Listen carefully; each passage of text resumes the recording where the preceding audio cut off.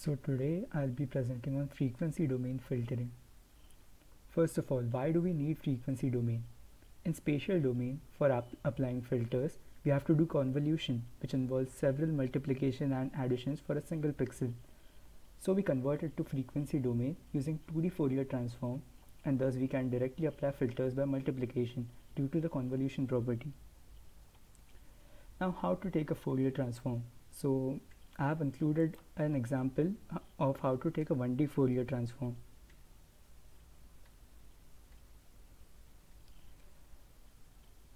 In order to take a 2D Fourier transform, you'll have to take a 1D transform as shown above along the rows and then along the columns. Now the steps for frequency domain filtering are: first you have to read the image, then convert it to frequency domain using your Fourier transform, then shift such that the low frequencies are at the center, using the I50 shift.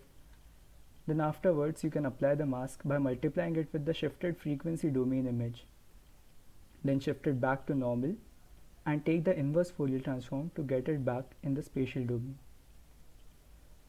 Now there are various kinds of filters, like the low pass filter, which allows only the low frequencies to pass, the high pass, which allows only the high frequencies to pass, the band pass, which allows frequencies between a fixed range to pass, and the band stop, which is exactly the opposite of the band pass.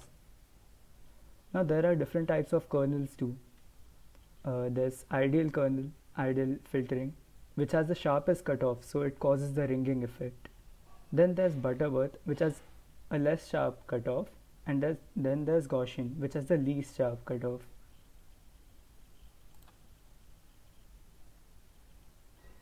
These are basically the formulas from which we can generate the kernels of an image.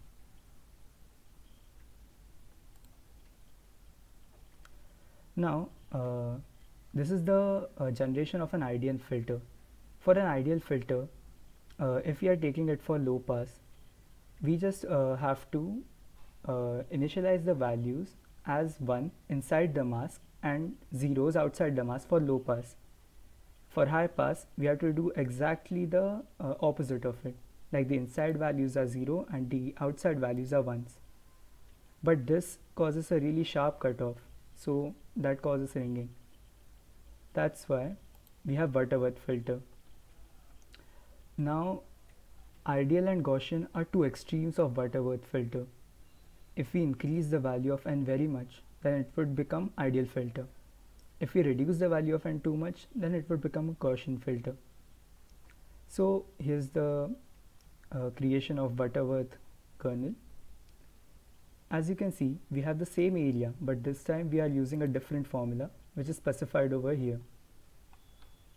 Similarly, the Butterworth low pass and high pass are exactly the opposite of each other, and here we can get it by subtracting it from 1.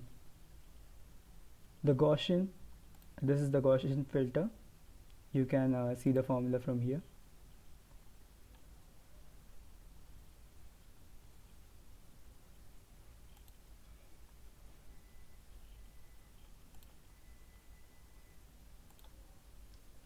Now we have the ideal low pass filter. So this is the representation of how it would happen. So first off, you have taken an image, you have read the image over here. After that, you have to take the Fourier transform of it, the 2D Fourier transform. After taking it, we have to shift it such that the low frequencies come at the center, as you can see in the third image. Then after that, we have defined the mask using the above function, and after that we have applied the mask on the image by simply multiplying it.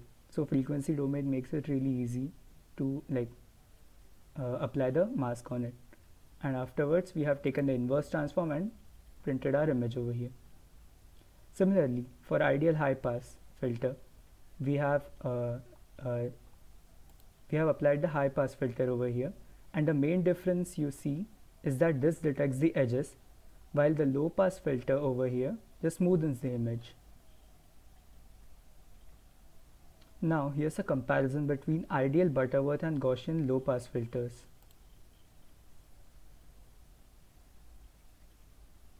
So as you can see in this image, there's a lot of disturbance, like there's a lot of ringing effect occurred over here as the cutoffs are really sharp.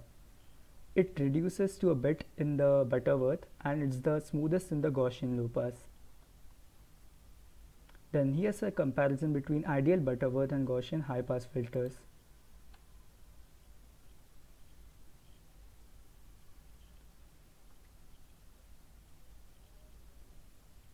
Here you can see the edges are a bit uneven while they grow smoother as we go towards Gaussian filter. Now the applications. There are various applications of filters, like some of them are image smoothing, which is the removal of noise, the unsharp masking for image sharpening despite its name. Like it says unsharp masking, but it's actually for sharpening the image. And there's edge detection too, like in this above example, this is edge detection. So the removal of noise. Now over here I have read an image which has noise. So after applying a Gaussian low pass filter on it, I have achieved this, which is a smoother version of image and it is devoid of any noise in it. Then there comes unsharp masking. Now in unsharp masking, what we have to do is first we have to apply a filter on the original image, which should be a low pass filter. So I have applied a Gaussian low pass filter over it. So it will get me a blurred image which would have all the low frequencies cut off.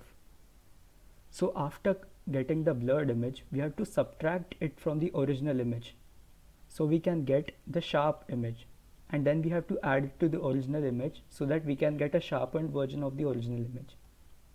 So in this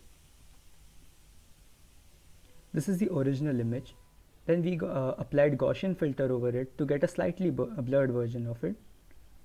Then we subtracted it from the original to get the edges, and after that we added the edges to get a more sharp version of the original one. Thank you.